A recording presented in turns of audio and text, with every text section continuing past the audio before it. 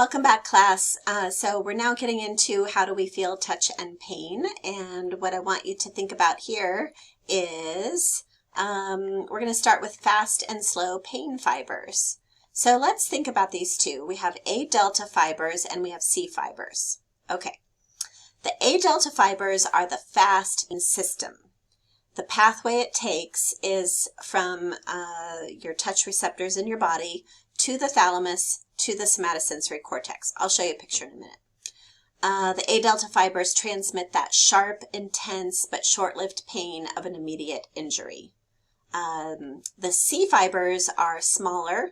They are unmyelinated. Remember, myelin makes it faster, so the A delta fibers are the fast pain system, and they're myelinated, but the C fibers are not, and they are the slow pain system. They transmit longer-lasting throbbing or burning pain from the hypothalamus and thalamus and then to the limbic system. I tend to remember this as A delta fibers are the fast one because A comes first. If I stub my toe, then I will feel the fast, immediate, sharp, intense pain. That's the first thing that I experience, and A is the first letter in the alphabet. And the C fibers are the slow pain that comes later when it's just throbbing, but it's not intense anymore, and C comes after A. So let's think through this just a little bit. So poor guy, I hate this picture. That I look at that and I think, oh, and I can almost feel my fingers getting pinched. So what we have here is the pain source. He's pinched his finger in the window. What kind of pain fibers are we going to experience? Is it A delta or is it C? All right, if you guessed A delta, that is correct. The A delta fibers and first transmit those pain messages to the brain. So we've got the fast ones, they're going to go up here, and they're going to travel to the thalamus and then to the somatosensory cortex right up here, where we experience that. But the slow pain fibers go up here, and they go to the hypothalamus and thalamus and then to the limbic system structure such as the amygdala. Why is it going to the amygdala? It's because you really want to have an emotional response to this action of pinching your finger so that you will not do it again. When we have an emotional response to something, then we tend to remember it a little bit more strongly, and so that's why that's happening. All right. So that's it for pain. And then I just want to mention briefly the kinesthetic sense and the vestibular sense.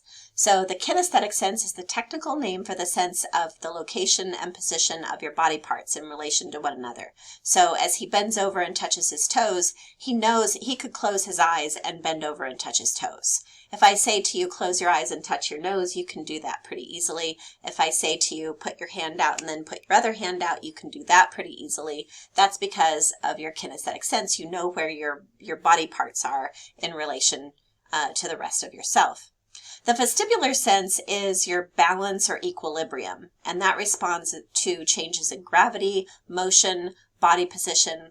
If you've ever been to one of those theme parks where they have an indoor ride, I remember we went to Universal Studios several years ago, and we went on, it was a Men in Black ride, as I recall, and it was indoors, and for some reason I remember, we went on the ride, and then we went on it again, because everybody loved it so much. And the second time we went, we actually got stuck, and they had to turn the lights on. And when they turned the lights on, I could not believe we were basically in a warehouse, and we're barely moving.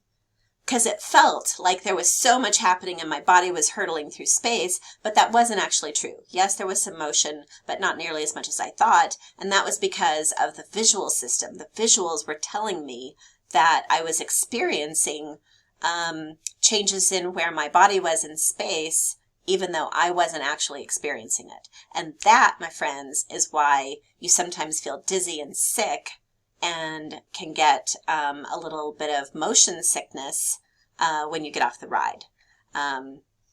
So that's the vestibular sense, responding to changes in gravity, motion, and body position. And you experience motion sickness when the visual system is giving you something other than what your body is actually doing. So I'm going to give you a little assignment for this chapter. One of the things I want you to work on in Gen Psych, it's ideal for this, is research, scientific thinking.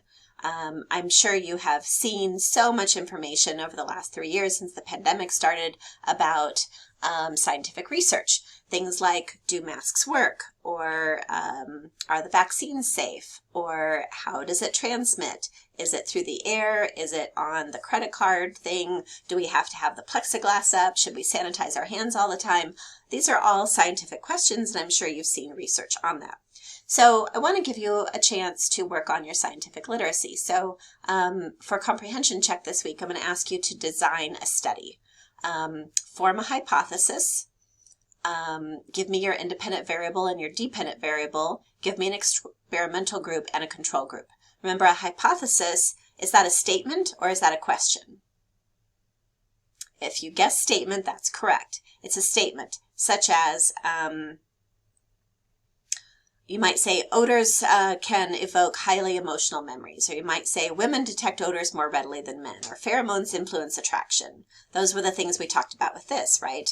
And so you might take those and form a hypothesis. Now then what I want you to do is think about, if you were going to run an experiment, what would be your independent variable and your dependent variable? Remember, the independent variable is the thing you manipulate. So what's a good example? I'll go back to one of my typical examples. Oh, here's what we'll do. So I'm currently working in the supplemental instruction department, and I have what are called SI leaders who run study sessions during the week for students who might need some extra help. But not everybody comes. You can go or not go. So I might wonder, is that actually boosting grades? So I might assign, we don't do it this way, you just voluntarily go, but if I want to run a real experiment, I have to assign people to groups. I might assign half the class to go to SI, maybe say twice a week, and the other half of the class I would have to say, don't go to SI, instead study on your own for the same amount of time. You go to 2 hours of SI, this group studies on their own for 2 hours, and then I'm going to compare them. That's my independent variable. My independent variable is, are you going to SI or are you studying on your own? Now, what's the dependent variable? This is what we measure in response to the independent variable. Can you guess what that would be here? I tell some people to go to SI and some people to study on their own. And what do I want to know? I want to know what happens to their grades. That's going to be the dependent variable. And my experimental group is the group that goes to SI, and my control group is the group that studies on their own. So what I would like for you to do is take one of these and in the discussion board write a hypothesis, an independent variable, a dependent variable, the experimental group, and a control group, and give a little bit of a paragraph about how would you test this. Doesn't necessarily have to be doable. Try to keep it within the realm of possibility. I'm not going to grade on how realistic your study is. What I'm going to be grading on is, can I tell that you understand what these terms mean? Okay? So there's your homework for the week. I think that'll be really, really helpful for you. If you want to go above and beyond, begin to think about, how did all that research happen and what's happening now? You might take a look. There's a lot of research coming out about what happened during the pandemic. Were masks effective? Was shutting down schools effective? What's the efficacy of the vaccine? Lots of things are being researched right now, and you might think about, how would you go about testing those questions? How would you go about, were these effective studies or not? All right, I will see you in the next video.